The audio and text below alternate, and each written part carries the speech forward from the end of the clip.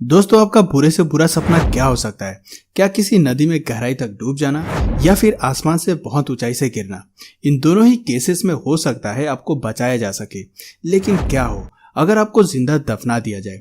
जिंदा दफनाया जाना एक बहुत बुरा सपना है। ताबूत में बंद होने की वजह से ऑक्सीजन लिमिटेड होगी और बचने का कोई चांस नहीं। लेकिन इतिहास में ऐसा बहुत से लोगों के साथ हो चुका है जिन्हें गलती से दफनाया गया है। लेकिन असल पॉइंट उसके बाद का है कि क्या वो बच पाए। आइए जानते हैं उनके हैरान कर देने वाले किस्से। ये किस्सा है 1947 का। फ्रांस का एक एंजेलो नाम का एक लड़का था। उसकी उम्र लगभग 19 साल थी। उन दिनों मोटरसाइकिल का क्रेज लोगों में नया नया था और एंजेलो भी मोटरसाइकिल के पीछे पागल था। हालांकि उसे मोटरसाइकिल चलानी नहीं आती थी, फिर भी वो बाइक लेके एक दिन राइड पर निकल गया और ज्यादा नॉलेज ना होने की वजह से वो एक दीवार से जा टकराया, जिसके कारण उसके सिर पर ईंट लग गई। जब वहां पर लोग पहुंचे तब उन्होंने पाया कि वो मर चुका है और जब उसके पेरेंट्स ने उसे देखा तो वो खुद को संभाल ही नहीं पाए। फिर जैसा कि हर मरे हुए इंसान का दाह संस्कार किया जाता है, वैसे ही उसका भी किया गया। लोगों ने उसे कॉफिन में डालकर दफना दिया। 2 दिन बाद इंश्योरेंस कंपनी ने एक्सीडेंट का क्लेम देने से पहले इन्वेस्टिगेशन की मांग की। फिर इन्वेस्टिगेशन के लिए उसकी बॉडी को निकाला गया और लोगों ने जो देखा उसे देखकर वो दंग रह गए। एंजेलो अभी भी जिंदा था। एक्सीडेंट में उसकी बॉडी कोमा में एक ऐसी स्टेज में चली गई थी जहां पर ऑक्सीजन की जरूरत बॉडी को बहुत कम पड़ती है। हालांकि उसकी हालत गंभीर जरूर थी, पर उसे कॉफिन से निकालने के बाद उसने कुछ ही दिनों में अच्छी खासी रिकवरी कर ली। लेकिन जो लोग इस इवेंट के गवाह थे उन्हें आज भी ये एक मिरेकल लगता है। अगला इवेंट 1889 का है। ऑक्टिवा स्मिथ नाम की एक औरत की शादी जेम्स हैचर नाम के एक आदमी के साथ हुई थी। शादी के 1 साल बाद उन्हें एक बेटा हुआ जिसका नाम इन्होंने जैकब रखा। उन दिनों बच्चे अक्सर एक महामारी बीमारी के कारण पैदा होने के कुछ ही दिनों बाद मर जा रहे थे और कुछ ही बच्चे सरवाइव कर पा रहे थे। अनफॉर्चुनेटली जैकब सरवाइव करने वाले बच्चों में से नहीं था और नवविवाहित दंपति ने अपने बच्चे को जन्म देने के कुछ ही दिनों में खो दिया। उसके बाद जैकब की मां ऑक्टिवा डिप्रेशन में चली गई और कई महीनों तक बिस्तर पर ही पड़ी रही।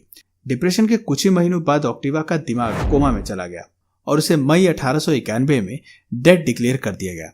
उन दिनों गर्मी के दिन थे, इसलिए जल्दी ही ऑक्टिवा को दफना दिया गया।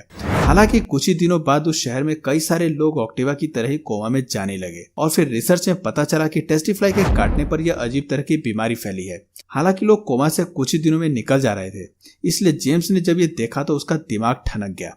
उसे लगा कि शायद ऑक्टिवा भी जिंदा हो। और guys, you know what, James का अंदाजा बिल्कुल सही था, लेकिन जेम्स ने काफी देरी कर दी थी। जब ऑक्टिवा का कॉफिन खोला गया तब कॉफिन के ऊपर नाखून की खरोच थी और ऑक्टिवा के चेहरे पर बहुत डर समाया हुआ था। उसकी कॉफिन टाइटली पैक्ड थी, जिसके कारण वो बिल्कुल भी सरवाइव नहीं कर पाई।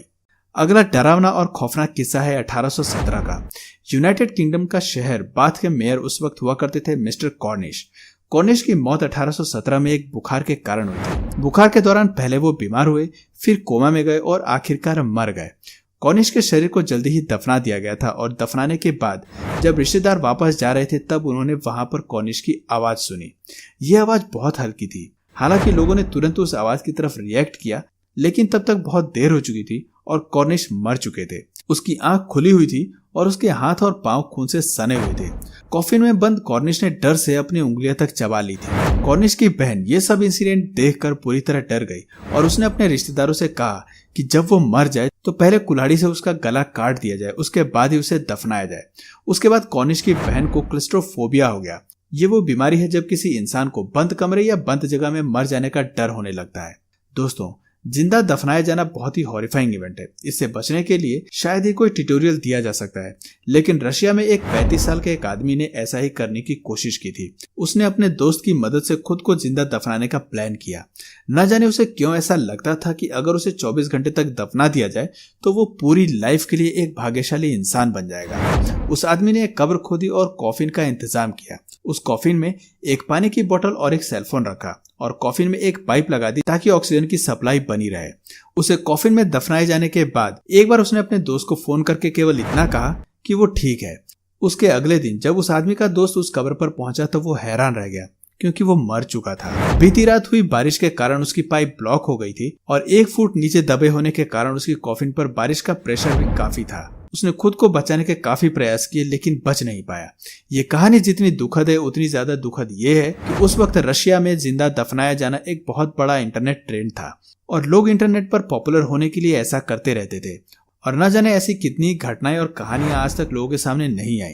दोस्तों, इसलिए इंसान को इस तरह की ढोंग और अंधविश्वास के साथ साथ बेवकूफ़ी से बचना चाहिए, क्योंकि कब ये आपकी जान ले ये कोई नहीं जानता। तो दोस्तों, अगर इस वीडियो से आपको कुछ नया जानने या सीखने को मिला तो इस वीडियो को एक लाइक जरूर देना, और वीडियो पसंद आए तो प्लीज़ इस वीडियो को अपने फ्रेंड्स और फैमिली में भी जरूर शेयर करना। और यदि आप इस चैनल पर नए हो तो प्लीज़ इस चैनल को सब्सक्राइब करके बेल नोटिफिकेशन आइकन ऑन कर लो, ताकि हमारे आने वाले इंटरेस्टिंग वीडियो आप मिस ना करो।